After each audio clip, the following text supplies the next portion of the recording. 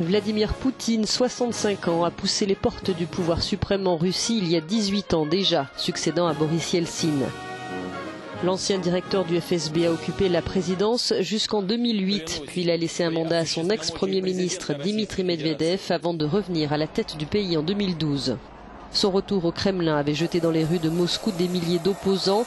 Le principal d'entre eux, Alexeï Navalny, régulièrement emprisonné, a été déclaré inéligible jusqu'en 2028.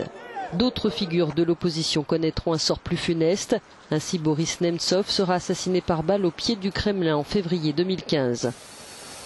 La même année, en septembre, Vladimir Poutine débute les opérations de bombardement en Syrie en soutien de Bachar el-Assad. Une intervention décisive dans le conflit. Mais l'Ukraine restera comme le dossier majeur de la politique extérieure du président russe. La révolution de Maïdan à Kiev met le feu aux poudres. C'est l'occasion pour le chef du Kremlin de restaurer l'influence de Moscou sur l'ex-empire soviétique. La Crimée et Sébastopol reviennent dans leur port d'attache, leur maison. La Russie clame victorieux Vladimir Poutine.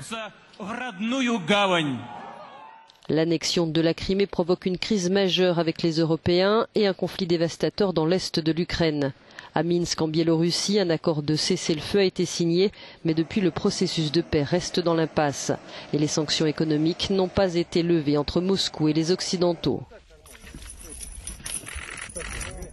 Pour autant, l'image que s'est taillée Vladimir Poutine auprès des Russes semble toujours résister, celle d'un chef fort et insubmersible.